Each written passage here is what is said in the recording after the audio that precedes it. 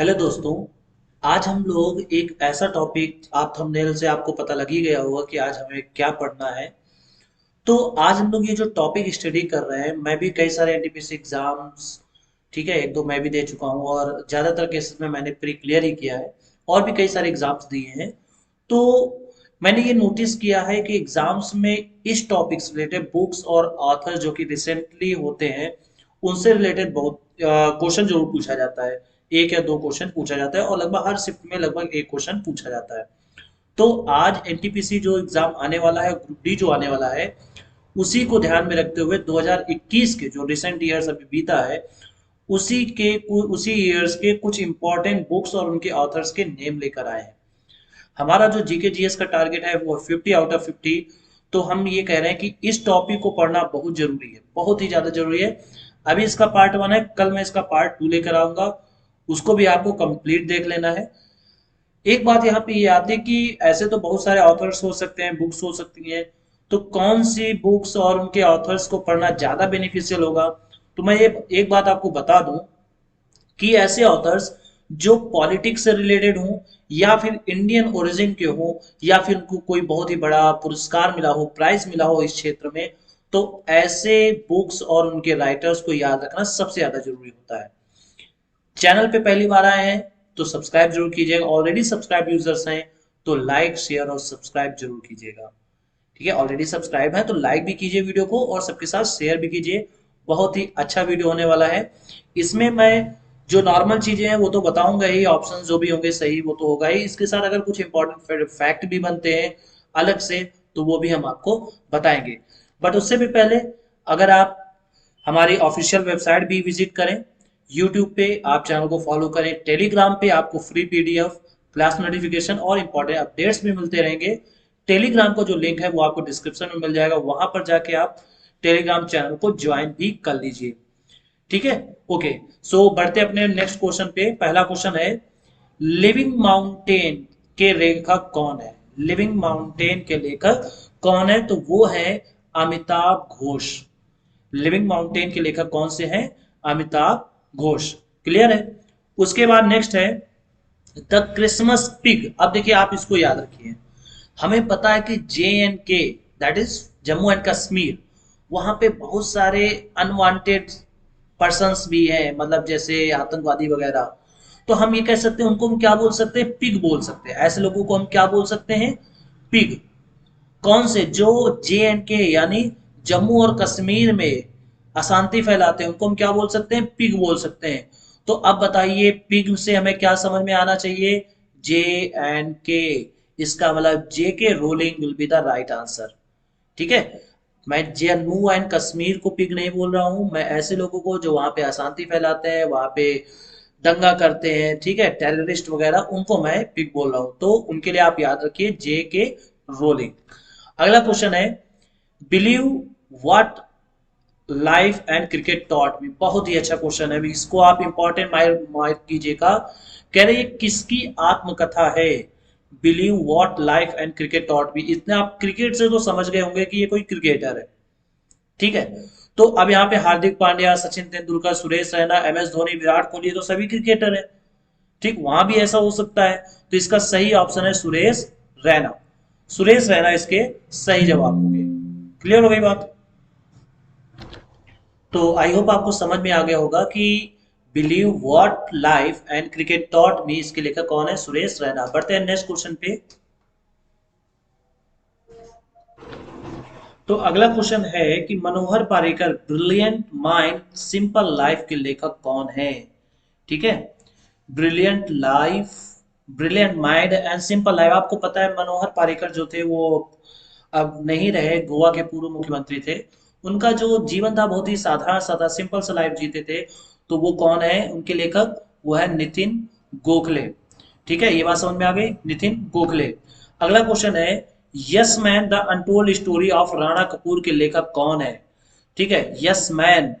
तो राणा, बात समझिएगा, यस मैन को आप याद रखिए सुपरमैन। आप क्या याद रखिए? सुपरमैन। और सुपरमैन जो होता है वो क्या होता है? हवा में उड़ता है। सुपरमैन हवा में उड़ता है। अब अगर हवा में उड़ता है तो हवा की पर्यायवाची क्या है? पवन, हवा की पर्यायवाची। देखो मैं ऐसे तरीके बता रहा हूँ ताकि आपकी माइंड में ये बिल्कुल मतलब अंदर ही चला जाए और आपको अच्छे से वो चीज याद हो जाए। तो इसका सही आंसर कौन होगा? पवन सिंह लाल इसका सही आंसर होगा। अगला क्वेश्चन है the little book of encouragement. देखिए अच्छा क्वेश्चन है, इसको भी आप इंपॉर्टेंट मार्क कीजिएगा। The little book of encouragement, बताइए इनकरेज करना किसका काम होता है? तो इनकरेज करने यानी उसको आगे बढ़ाना एक संत का काम एक होता है, एक साधु का काम होता है कि वो निराश लोगों को इनकरेज करते हैं। ठीक है, ठीक है, ये बात समझ में आ रही है? ये सर इनकरेज का काम कौन करता है? ठीक है, इनकरेज साधु करते हैं, संत करते हैं। ठीक है, तो यहाँ पे कौन है? दलाई लामा। दलाई लामा क्या है? यहाँ के मतलब the little book of encouragement के राइटर है। अगले क्वेश्चन पे पढ़ते हैं वेयर बोर्ड्स। ठीक है, वेयर बोर्ड्स के लेखक कौन है? तो वेयर बोर्ड्स के देखो यहाँ पे समझिएगा ध्यान से, बोट, आप ऐसे याद रखो, सपोज दैट आप बोट्स पे जा रहे हो, बोट पे, बोट मतलब समझ रहे हो यानी नाव। अब नाव पे जब जा रहे हो तो नाव कहाँ पे बहती है? नाव नदी पे रहती है। देखो यहाँ पे मान लो ये नदी है, ठीक है, ये नदी है, यहाँ पे ये नाव है। तो अब आप क्या करोगे? मान लो यहाँ पे आप खड़े हो, आपको बहुत अच्छा लगा, आप जंप से कूद गए। क्या कर गए? आप जंप कर गए। किसमें? नदी में। तो अगर आप जंप कर गए तो जंप से समझ में आ रहा है जंपा लहरी। जंपा लहरी वेयर बोर्ड्स के, वेयर अबाउट्स के, ठीक है, वेयर बोर्ड्स नहीं वेयर अबाउट्स के लेखक है। अगला क्वेश्चन है स्टार स्ट्रक्स कन्फेंसेस, ठीक है, confessions of a TV executive के लेखक कौन है? टीवी एग्जीक्यूटिव के लेखक कौन है? ठीक, तो इसके लेखक कौन है? पीटर मुखर्जी। पीटर मुखर्जी इसके लेखक है। ये बात समझ में आ गई? ओके, अगला क्वेश्चन है ब्यूटीफुल थिंग्स के लेखक कौन है? देखिए ब्यूटीफुल थिंग्स के लेखक कौन है? तो ब्यूटीफुल थिंग्स के लेखक हैं हंटर बाइडेन। कौन है? हंटर बाइडेन इसके लेखक है। ये बात आपको समझ में आ गई? अब इसको भी आप मोस्ट इंपॉर्टेंट मार्क कीजिएगा, बहुत ही अच्छा क्वेश्चन है, बहुत ही इंपॉर्टेंट क्वेश्चन है, ज्यादा चांसेस बनते हैं क्योंकि इसके लेखक जो हैं आप मतलब कहोगे नहीं हाँ बढ़िया है बढ़िया है। अब देखो अनफिनिश्ड, उन्होंने कहा भी फिनिश नहीं हुआ है। अब फिनिश क्यों नहीं हुआ? इसके लिए हम आपको कहानी सुनाते हैं। मतलब एक पर्सन है जिन्होंने यहाँ शादी नहीं की है, बाहर जाके शादी कर ली है अमेरिका में, ठीक है, और वो बॉलीवुड से रिलेट है। तो वो कौन है? प्रियंका चोपड़ा। जोनस, जोनस कौन है? निक जोनस उनके हस्बैंड है। ठीक है, तो प्रियंका चोपड़ा जोनस ने अनफिनिश्ड लिखा है बाय ए हैप्पी एक्सीडेंट, ठीक है, रिकलेक्शन ऑफ लाइफ। ठीक है, इसको आप रिकलेक्शन बोलिएगा, रिकलेक्शन ऑफ लाइफ। तो देखिए एक लोग थे जो इस तरीके के हैप्पी मोमेंट्स को कलेक्ट करते थे, मतलब जैसे ये थे तो बहुत ही उच्च पद पर, लेकिन ऐसी बातें बोलते थे जो किसी को हजम नहीं होती थी। ये कभी कभी कहते हैं कि मुझे यहाँ रहने में डर लगता है। अब आई होप आपको समझ में आ गया होगा कि ये शब्द किसने कहा था। तो वो थे मोहम्मद हामिद अंसारी। तो बाय अ हैप्पी एक्सीडेंट इनके जो लेखक है वो कौन है? Mohammad Hamid Ansari. Stories I must tell the journey of an actor. अब आप ध्यान समझिए, जर्नी ऑफ एन एक्टर। तो एक यहाँ पे इनमें से देखिए सभी एक्टर हैं, अमिताभ बच्चन, अक्षय कुमार, आमिर खान, ऋषि कपूर, किरण बेदी। ठीक, तो यहाँ पे किरण बेदी की जर्नी आपने देखी होगी, कई सारी मूवीज किरण बेदी में मतलब साउथ इंडियन मूवीज में काफी बनी है। तो किरण बेदी जो पहला महिला आईपीएस है, ठीक है, फर्स्ट फीमेल, आप ये याद रखिए आईपीएस कौन है? किरण बेदी। ठीक है, तो उन्होंने लिखी थी story I must tell the journey of an actor. I hope आपको ये समझ में आ गया होगा। बढ़ते हैं नेक्स्ट क्वेश्चन पर। ये क्वेश्चन बहुत ही, इसको आप मोस्ट इंपॉर्टेंट मार्क कीजिएगा क्योंकि इसके जो लेखक हैं उसके मैं इंपॉर्टेंट फैक्ट्स भी बताऊंगा। तो माई लास्ट सोल, बड़ा नाम अच्छा लग रहा है, कौन हो सकता है? करणपुरी, अभिनव किरे, ओल्गा टोकार्जुक, श्रीकांत राम और श्वेता तनेजा। तो ये है ओल्गा टोकार्जुक। ओल्गा टोकार्जुक, इन्हें 2018 में नोबेल मिला था। ठीक है, किसके लिए? लिटरेचर के लिए। और ये भी आप ध्यान रखिएगा कि इनको 2018 में ही 2018 में ही इंटरनेशनल इंटरनेशनल बुकर प्राइज भी मिला था। तो ये बहुत ज्यादा पूछा जा सकता है। इंटरनेशनल बुकर प्राइज मिला था मतलब रचना के लिए, तो फ्लाइट के लिए। तो ओल्गा टोकार्चुक को याद रखना है, क्योंकि इन्हें 2018 में नोबेल प्राइज भी मिला था लिटरेचर में, और इनको 2018 में ही इंटरनेशनल बुकर प्राइज भी मिला था अपनी जो उनकी रचना है फ्लाइट के लिए। ठीक है। अगला क्वेश्चन है, राइट अंडर आवर नोज, बिल्कुल हमारे नाक के नीचे। ठीक है। इसके लेखक कौन है? तो इसके लेखक हैं आर गिरिधरन। आर गिरिधरन। अब इसको आप कैसे याद रख सकते हो? राइट अंडर अवर नोज। अब आपको याद होगा कि एक बार श्री कृष्ण जी, ठीक है, इनको ऐसे या गिरिधरन मतलब ऐसा समथिंग फीलिंग आ रहा है श्री कृष्ण जी के लिए। तो वो जब नदी से गेंद निकालने के लिए गए थे, तो बहुत जो नाग, जहरीला नाग था, उसके पास से वो गेंद उठा के ले आए थे। तो इससे आप याद रखेंगे आर गिरिधरन, यानी राइट अवर अंडर नोज। अगला है, द कॉमनवेल्थ ऑफ क्रिकेट के लेखक कौन है? तो वो है रामचंद्र गुहा। रामचंद्र गुहा इसके लेखक है। अगला है बहुत ही इंपॉर्टेंट, इसको आप मोस्ट इंपॉर्टेंट मार्क कीजिएगा। क्या है कि कोविड 19, चूंकि कोविड 19 चल भी रहा था, अभी नए नए वेरिएंट्स आ रहे हैं। ठीक है। तो कह रहे सभ्यता का संकट और समाधान के लेखक कौन है? तो वो है कैलाश सत्यार्थी। और कैलाश सत्यार्थी को पीस के लिए 2014 में इन्हें नोबेल मिला था। ठीक है, नोबेल प्राइज मिला था। विद किसके साथ? मलाला यूसुफजाई के साथ। मलाला फ्रॉम पाकिस्तान। पाकिस्तान से इनके साथ संयुक्त रूप से पीस के लिए यानी शांति के लिए इन्हें नोबेल प्राइज दिया गया था। आई होप आपको ये समझ में आ गया होगा। ठीक है। अगर हम ये बात समझ में आ गई आपको, ओके। अगला क्वेश्चन है कि इनमें से किसकी रचना पी एस श्रीधरन की है? ओ मिजोरम, ठीक है, in pursuit of justice, Ayodhya, light of Asia, 40 years Abdul Kalam untold stories. तो वह है ओ मिजोरम। ये उतना इंपॉर्टेंट नहीं है, बट ठीक है, 2021 में आया है तो पूछ सकते हैं। क्लियर हो गई बात। अगला क्वेश्चन है, सोनू सूद ने कौन सी पुस्तक लिखी थी? तो आपको याद होगा कि जब कोविड चल रहा था, कोविड 19 चल रहा था, तो सोनू सूद ने, ठीक है, सोनू सूद ने काफी लोगों को सेव किया था। काफी लोगों को सेव किया था। ठीक है। ये आपको पता ही है, वहां से बसेस भी चलवाई थी लोगों को घर जाने के लिए। तो सेव मतलब बचाना। तो उन्होंने कहा, अब क्या कहा, आई एम नो सेवियर, मतलब अब मैं बचाने वाला नहीं हूं, क्योंकि अब वैसी कोविड नहीं है। तो आई एम नो सेवियर जो है वो सोनू सूद की रचना है। Your best day is today, आपका सबसे अच्छा दिन आज ही है। तो वो है अनुपम खेर। ठीक है। अनुपम खेर ही इसके राइटर हैं। Your best day is today. अगला क्वेश्चन है, एन के सिंह की पुस्तक कौन सी है?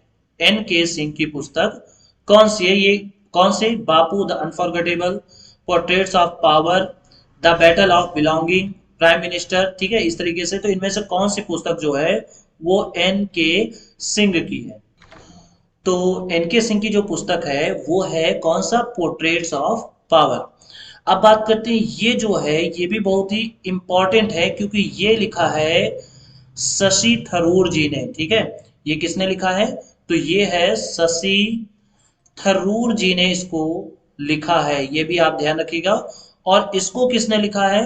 तो इसको लिखा है मनीष सिसोदिया ने।